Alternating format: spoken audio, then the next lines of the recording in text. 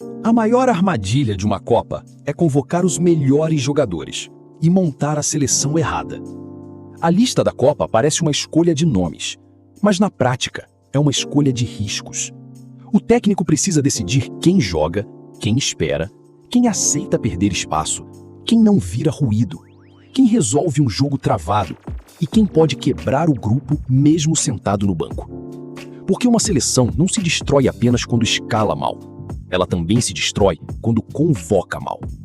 Para entender isso, é preciso olhar para as listas que deram certo, para as que cobraram caro, e para uma decisão que mostra por que o jogador mais famoso nem sempre é o jogador mais seguro para levar.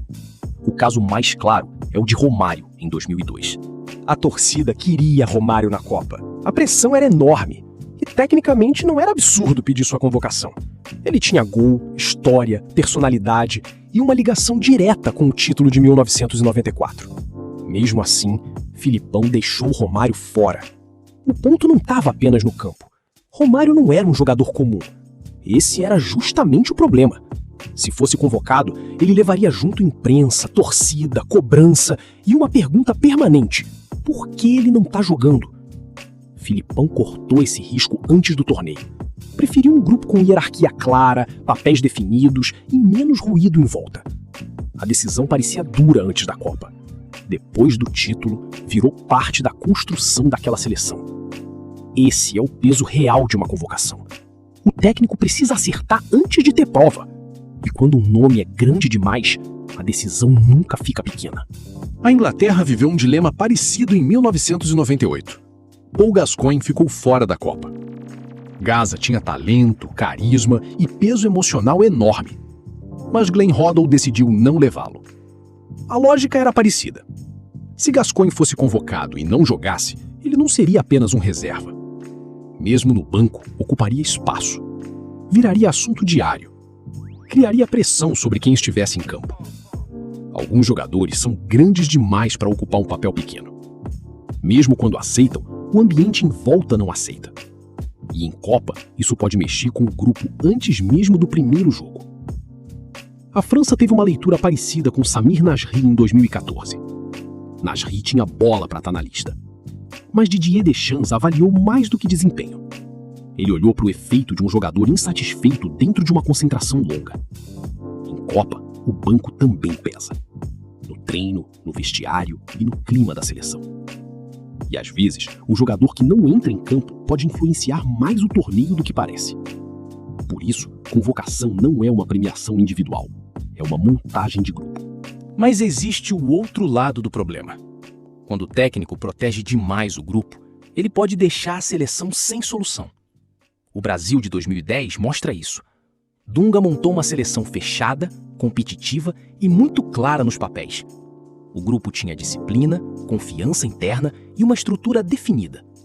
Mas essa estrutura cobrou um preço. Ronaldinho Gaúcho ficou fora. Adriano ficou fora. 2 jogadores com talento, história e apelo popular. A discussão ficou presa na pergunta mais simples. Eles tinham bola para ir? Mas a pergunta real era outra. Eles cabiam no grupo que Dunga construiu? Dunga escolheu previsibilidade. Escolheu jogadores que já estavam dentro do modelo. Escolheu menos variação e mais controle. Essa lógica fazia sentido. Mas contra a Holanda, quando o Brasil perdeu o controle emocional e ficou atrás no placar, faltou alguém capaz de quebrar o jogo por talento puro. A convocação que deu ordem ao grupo também reduziu a margem de improviso.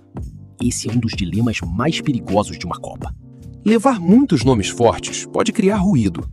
Levar apenas peças funcionais pode deixar a seleção sem resposta quando o jogo foge do roteiro.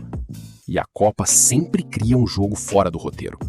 Uma expulsão, um gol sofrido, um titular abaixo, um adversário que fecha todos os espaços, uma prorrogação, um mata-mata decidido em detalhe. A lista precisa carregar respostas antes de as perguntas aparecerem.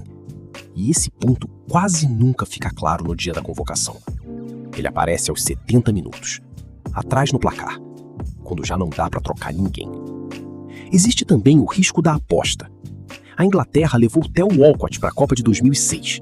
Ele tinha 17 anos, velocidade e efeito surpresa, mas não jogou 1 minuto. A ideia era ousada. Na prática, ocupou uma vaga que poderia ter sido usada por alguém mais pronto. Esse é o risco do jogador surpresa. A aposta precisa ter função real. Se não entra, não muda treino, não oferece solução e não pesa em nenhum cenário concreto, vira apenas uma ideia bonita. A Copa não perdoa a vaga simbólica. Paolo Rossi mostra o outro lado. A Itália levou Rossi para a Copa de 1982 em meio a muitas críticas. Ele vinha de suspensão, estava questionado e não parecia em sua melhor condição. Enzo Bearzot bancou a escolha. No começo, parecia erro. Depois, virou uma das maiores decisões da história das Copas. Rossi fez 3 gols contra o Brasil. Marcou na semifinal, marcou na final e virou o homem do título italiano. O Walcott mostra o risco da aposta sem função.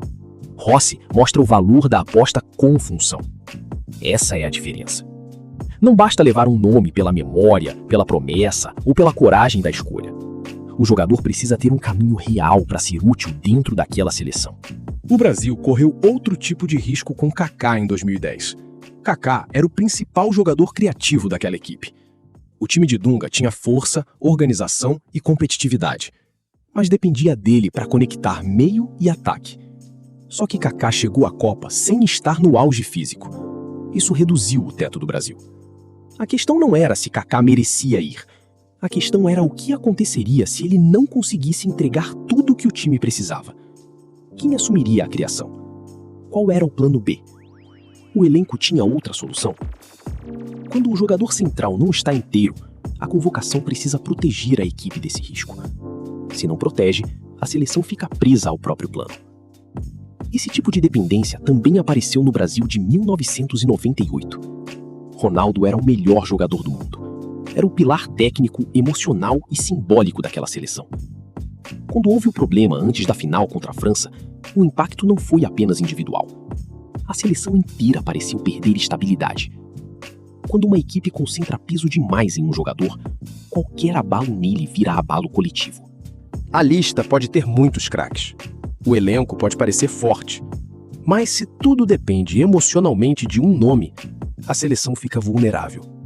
Em 2022, isso apareceu de outro jeito com Neymar. O Brasil tinha banco, atacantes em grandes clubes e várias alternativas. Mas Neymar ainda era o centro emocional da seleção. Quando ele se lesionou na estreia, o problema revelou uma contradição. Havia quantidade, mas nem todos os caminhos eram independentes dele.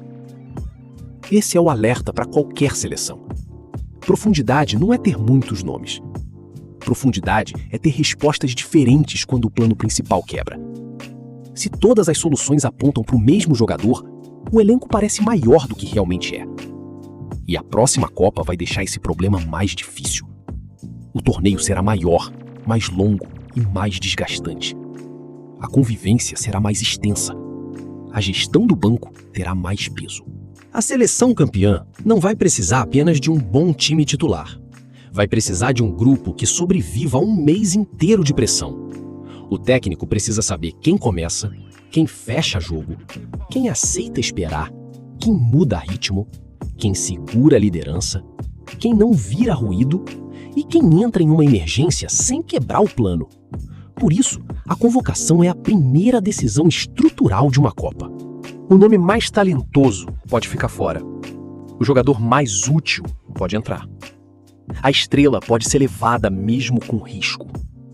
A aposta pode virar herói ou desperdiçar uma vaga. Quando a Copa começa, a lista deixa de ser papel. Ela senta no banco. Ela treina fechada. Ela responde coletiva. Ela aceita ou não aceita o papel. Ela segura ou quebra o grupo. E quando uma seleção descobre que convocou mal, a Copa já está indo embora.